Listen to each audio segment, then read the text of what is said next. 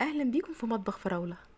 كل فترة بيطلع ترند كده جديد في عالم الحلويات، وانا بالنسبة لي مش اي ترند اعتمده او يدخل دماغي، لكن المرة دي فعلا الترند غير.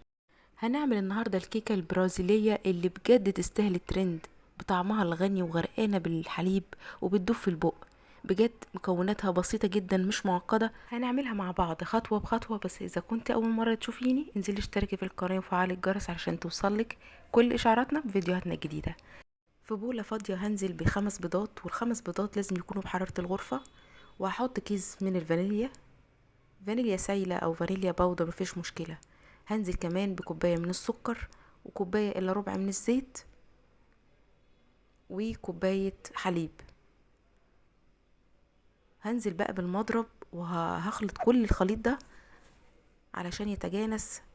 هديله 5 دقايق ضرب تقريبا لغاية ما كل اثار البيض تختفي ويظهر عند الفوم اللي احنا شايفينه ده.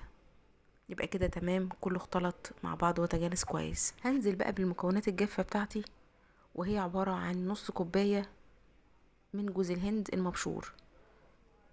وعايزة اقول ان كل المكونات ما ننساش انه بنعايرها بكوباية واحدة بس، يعني اي كوباية عندك هي اللي هتعايري بيها كل المكونات دي. هنزل كمان بكوبايتين من الدقيق، وكيس من البيكنج باودر كمادة رافعة.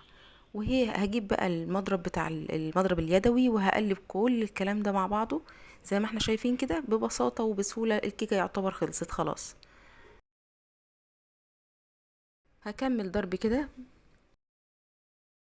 عملناها بالمضرب اليدوي عادي خالص وخلصت.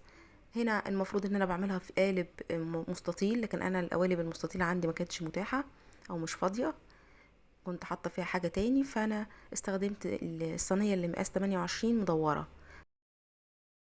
بديها خبطتين كده علشان الهواء يطلع منها، وبدخلها الفرن على رف اوسط درجة 180. وطبعا هكون مشغلة الفرن قبلها ب10 دقايق سخن.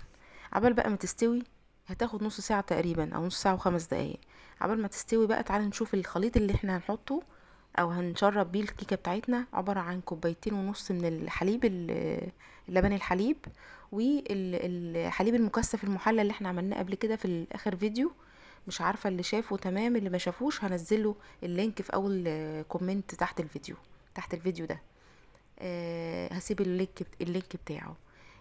الحليب المكثف المحلى يا جماعة قلنا بيدخل في 80% من الحلويات. جميل. ارخص بكتير من بره، عملناه ب3 مكونات بس. نصيحة، لو انت ما شفتش الفيديو بتاعه انزلي في اول كومنت هتلاقي الرابط او اللينك بتاعه. جميل جدا. لما حطيناه في التلاجة تماسك وبقى احسن واطعم والذ من بره وارخص كمان واوفر. هناخد منه 3 معالق ونحطها على اللبن الحليب، الكوبايتين ونص اللبن حليب. وهو ده الكمية اللي هتسكر لي الحليب بتاعي. انا مش هحط سكر تاني، انا استكفيت بالسكر اللي انا حاطاه في الكيك، وال3 معالق من الحليب المكثف المحلى في اللبن الحليب بتاعي. كده انا اخدت 3 معالق تمام كده. هقفل بقى البرطمان وارجعه التلاجة تاني، وبستخدمه في حلويات كتير. بس اهم حاجة، وانا قلت انه بينفع نحافظ عليه في التلاجة، بس استخدمه كويس. يعني انا المعلقة اللي انا عبيت بيها ما ينفعش ارجعها تاني. اللي احطها في حاجة وارجعها تاني البرطمان خلاص البرطمان باظ. انا دلوقتي بقفله وبرجعه تاني التلاجة مكانه. دلوقتي بقى هقلب الحليب المكثف مع اللبن الحليب العادي. هقلبهم علشان ياخد كله الحلى بتاع اللبن المكثف. معانا كمان جوز هند مبشور.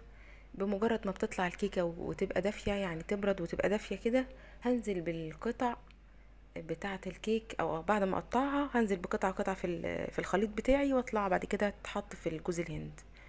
جوز الهند بتاعي مبشور خشن، بس يفضل طبعا يبقى مبشور ناعم مش خشن. وعايزه اقولك لو حد عندك ما بيحبش الجوز الهند، في الوصفه دي هياكله، هيقتنع بطعمه جدا وياكله، لانه الخليط على بعضه جامد. الكيكه طلعت بالشكل اللي احنا شايفينه ده، واخده اللون الذهبي الغامق. انا مش بحب الذهبي الفاتح، انا بحب اللون الذهبي الغامق. اللي هي بتبقى وشها محمر شويه كده.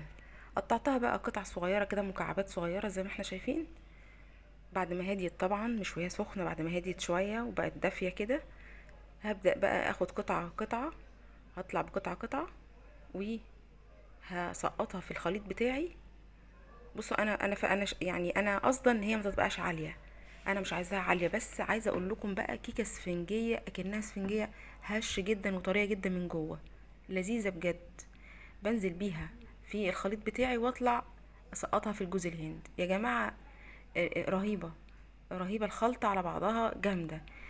عايزه اقول حجم القطعه بيتضاعف اول ما بنزلها في الخليط ده وبطلعها.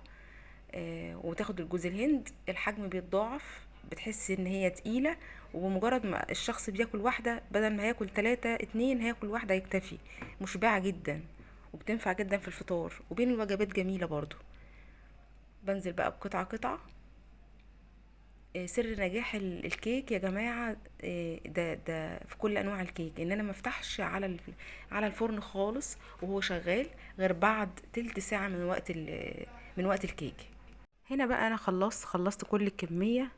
وعايزه اقولك بلاش تاكليها في وقتها، كليها بعدها بساعتين 3 من التلاجة. يعني حطيها على طول اول ما تخلص بالشكل ده، حطها في التلاجة ساعتين 3 وبعدين دوقيها. رائعة، فرق شاسع ما بين لما بتتاكل وهي دافية غير لما بتتاكل وهي ساقعة من التلاجة في الحر ده. بتبقى لذيذة جدا، مفيش مقارنة يا جماعة. ففي الوصفة الأصلية بتاعتها لازم تتاكل وهي ساقعة. وبكده نكون خلصنا مع بعض الكيكة البرازيلية الترند اللي قلبت السوشيال ميديا الفترة اللي فاتت. اشجعك تجربيها بنفسك، هتتبسط من النتيجة جدا. ما تنسوش تقولوا لي رأيكم في التعليقات، ولو عجبكم الفيديو اعملوا لايك وشير لكل حبايبكم. اشوفكم في وصفات احلى واحلى في مطبخ فراولة. شكرا ليكم ولمتابعتكم.